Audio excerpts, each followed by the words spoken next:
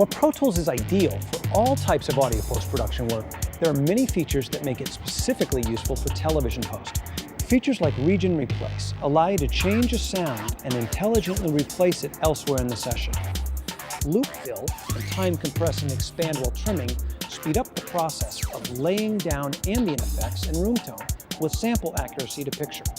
The ability to have multiple video clips on your video track make it easy to audition different versions of your program material, such as approvals for promo spots and commercials. We'll talk about the ability to do simultaneous multi-format mixing and look at how Pro Tools implements multi-channel audio tracks, surround mixing, and panning.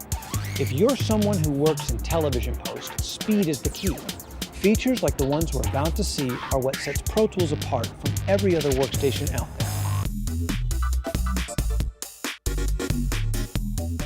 On a typical show, we begin with the OMF. We translate the OMF into a Pro Tools session. The Pro Tools session then moves to the dialogue editorial, to the effects editorial, to the music editorial. Most often there's things that come in later on OMF from the editors. They're adding more elements, they're changing elements. Things also come in from the Foley stage. The narration comes in on Pro Tools. And at the end, this is all put together and comes to the mix stage. And at that point, we have an editor that sits at the mix stage and does whatever last-minute touch-ups, fixes he needs to do in Pro Tools. The console is more of a router these days than it is an actual mixer, because the only automation we also have is the automation that's in Pro Tools. So it's very much the centerpiece of the system.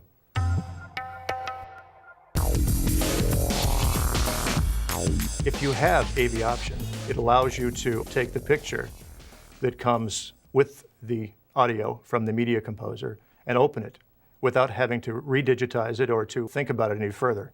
It's simply there with the session. When you open your session, you have all of your audio tracks. You also have the video, just as the editors left it.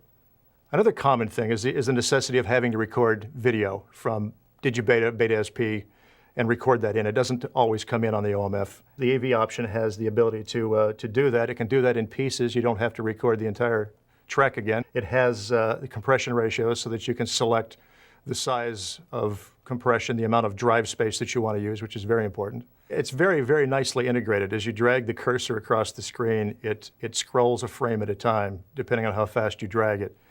If you're doing a fade out, if the dialogue is finished and you're coming up on black, you can actually just take and fade to black visually, watch the video scroll across as you do it. And there's no need to mark an in anymore or mark an out. You can just see it happen. The same thing if you're trimming a piece of dialogue. It's just very slick. Honestly, I can't imagine how we'd even do this anymore without it. I had to go back to tape a few weeks ago, and I really wondered, how did we ever do that? Digitranslator is an important tool to us. It allows us to sort of seamlessly communicate with the Avid media composers that are our teammates in these productions.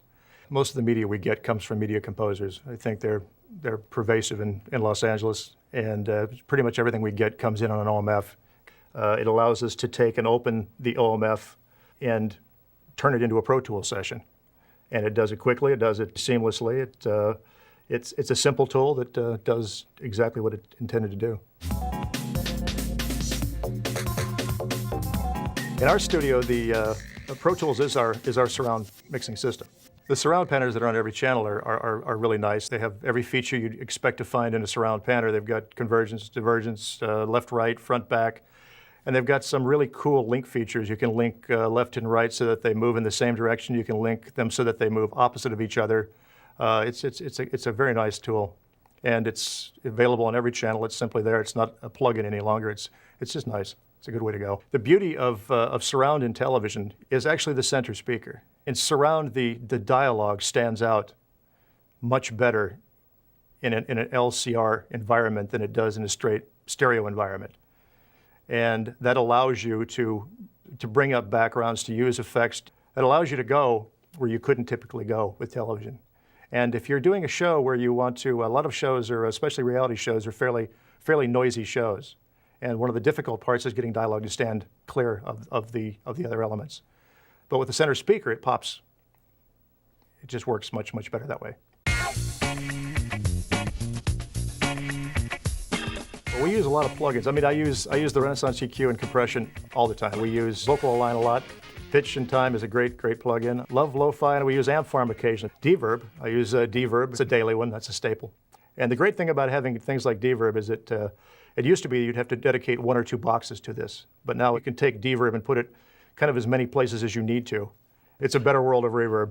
Without Pro Tools, it's not so much that it takes longer, it's just that you can't do it as well. If you had to stop the session and digitize it in and slide it, move it to try to make it right, you'd just go,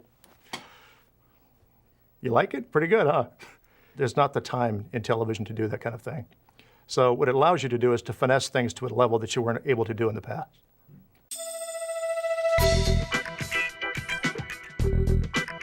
As the show goes, you just start out with the dialogue track, left and right, Matt and Trey.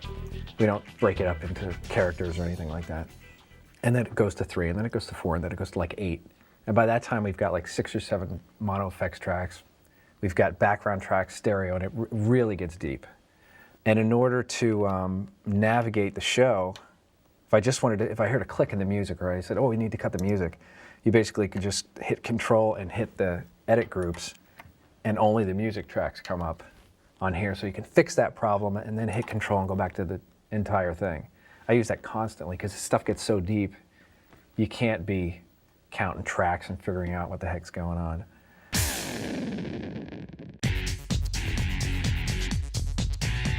For all the South Park voices, we went with the basic Digidesign pitch shift and saved all the presets for the different kids. The boys have certain pitches, and then the girls have certain pitches. Guys like it because they'll come in and they have a new character, but they want to change the voice a little, so they tell us to pitch it up or pitch it down, sometimes compress it, and as soon as we find the right one for them, they're like, yeah, that's what we want, and that's what the pitch shift does for us. It gives them different characters.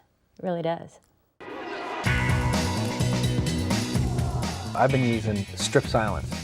For sections that are huge, first of all, we have to speed up the whole thing, and you have to cut out the characters.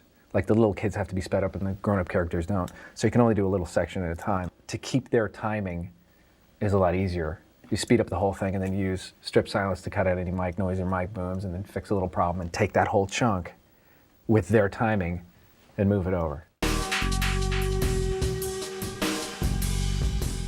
We use the Pro Control. I'd use it a lot when I'm building sound effects or building a big, huge explosion, and I want to get the mix of a train crash or the mix of 20, 30 different things, and you can group everything together. I use it for that, and I also use it for, as we're going, we're doing mixes as we go, because we really don't have a time set aside to mix. It's like, as soon as we record the dialogue, we start mixing. You know, if we put a sound effect in there, it's mixed, you know. But it really comes down to a 3-fader mix. Get the final cut at 5 o'clock in the morning or something, you know, 3-fader mix for 4 hours, and we try to clean it up as best we can and get it on the air that same day. Digital picture was just a blessing. It's just a blessing. Yeah. In the old days, they used to jog it back and forth until, oh, I think that's right, now I'll play it. No, it's a little off, you know.